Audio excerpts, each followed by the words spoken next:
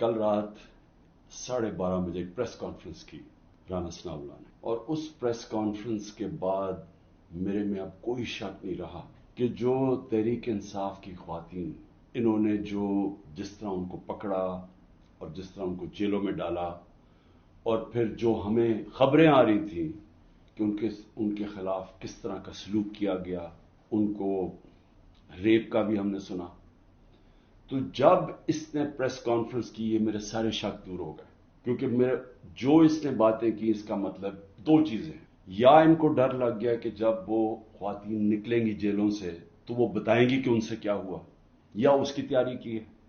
اور یا ان کو یہ خوف ہے کہ کوئی چیز ایسی ہو گئی ہے جو ان سے اب سنبھالی نہیں جا رہی، اور اس کی وجہ سے ان کو ڈر لگا ہوا ہے کہ وہ اگر بات نکل آئی تو پہلے سے تیاری کر لو کہ یہ کوئی بہت بڑی سازش تھی، پلان کر کے کہ دہشت پھیلے۔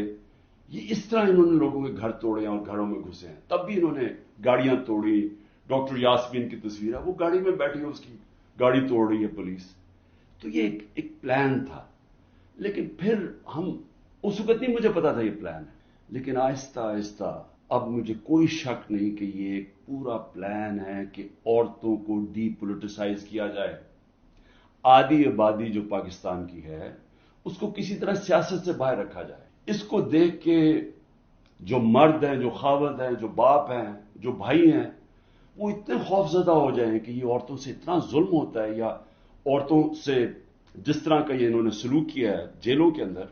یا اس سے پہلے جب یہ پرامن احتجاج کر رہی تھی جس طرح مارا ہے عورتوں کو، اتنا ان کو خوف آ جائے کہ وہ عورتوں کو کہیں آپ گھر بیٹھ رہے ہیں، آپ نے سیاست میں شرکت نہیں کرنی۔ میرے 3.5 سال میں مکمل طور پہ عدلیہ آزاد، کسی قسم کی مجھے کوئی بتائے کہ ہم نے انٹرفیرنس کی ہو، مکمل طور پہ میڈیا آزاد۔ ذرا موازنہ کریں آج جو میڈیا کا حال ہے اور جو ہمارے دور پہ تھا، 80% تنقید ہماری گورنمنٹ کی ہو رہی ہوتی تھی، حالانکہ اس گورنمنٹ نے کورونا سے دنیا نے ایکنالج کیا پاکستان کے جس طرح ہم نے کورونا کو ہینڈل کیا، ٹاپ 3 دنیا میں ملک تھے۔ دنیا نے ہمارے احساس پروگرام کو ایکنالج کیا، دنیا نے ہم نے پہلی دفعہ ماحولیات کے اوپر ملک کی تاریخ میں جو ہم نے درخت اگائے، جو بلین ٹری سونامی جس کو کہتے ہیں،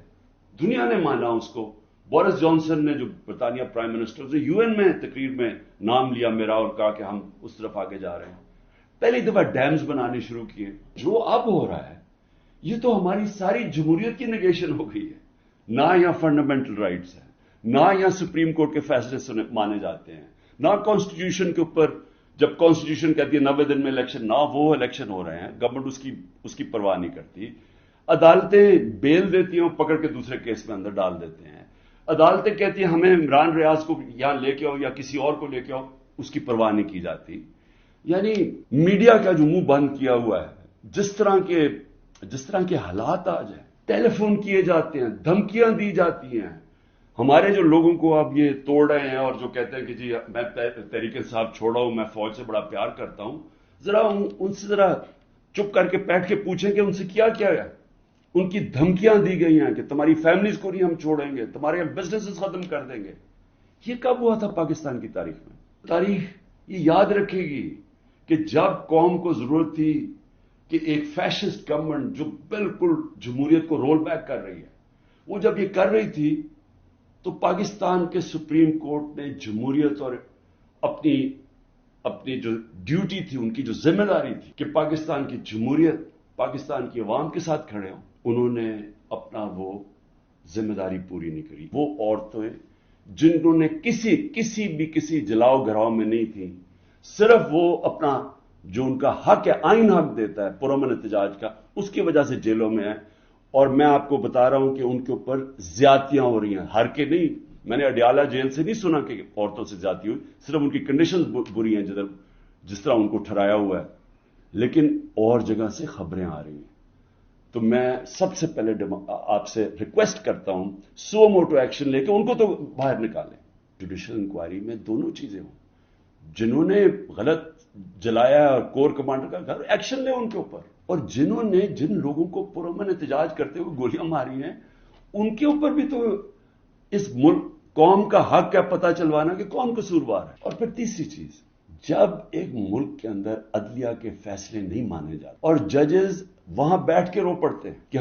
ہم کیا کریں، ہم آپ کو بیل دیں گے، وہاں سے پھر پکڑ لیں گے، تو آپ بہتر یہ ہے کہ آپ پریس کانفرنس ہی کر دیں اور کہیں جی میں تحریک انصاف کا حصہ نہیں ہوں.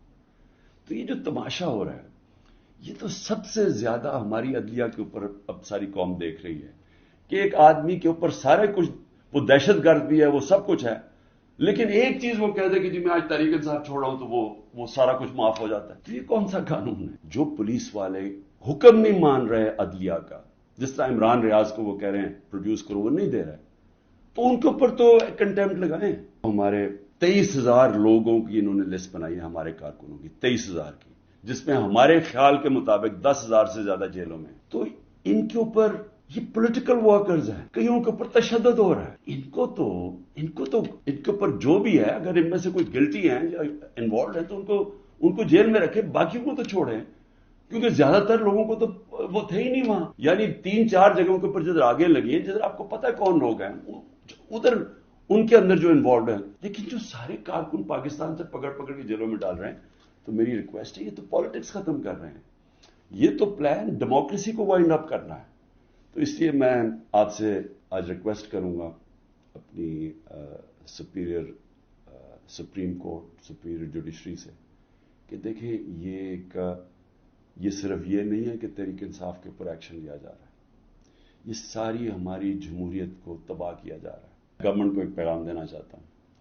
کہ دیکھیں اپنے آپ کو ٹائم دے دیں. آپ نے 2 ہفتے لینے ہیں، 3 ہفتے لینے ہیں، جتنے لوگ توڑنے ہیں آپ اس ٹائم میں توڑ لیں. اور جس ریٹ پہ جا رہے ہیں کافی لوگ آپ نے توڑ لیے اور کافی اور بھی ٹوٹ جائیں گے جو کہیں گے کہ جی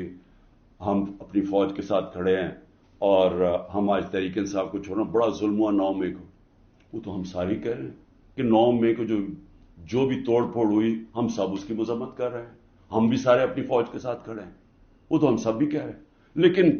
تحریک انصاف کو ہم چھوڑ رہے ہیں. تو جتنوں کو بھی چھڑوانا ہے میری آپ سے ریکویسٹ یہ ہے کہ ٹائم فریم دے دیں، کیونکہ ملک تباہی کی طرف جا رہا ہے. الیکشن اناؤنس کر دیں جب آپ سمجھیں کہ آپ نے تحریک انصاف سے اتنے لوگ توڑ دیے ہیں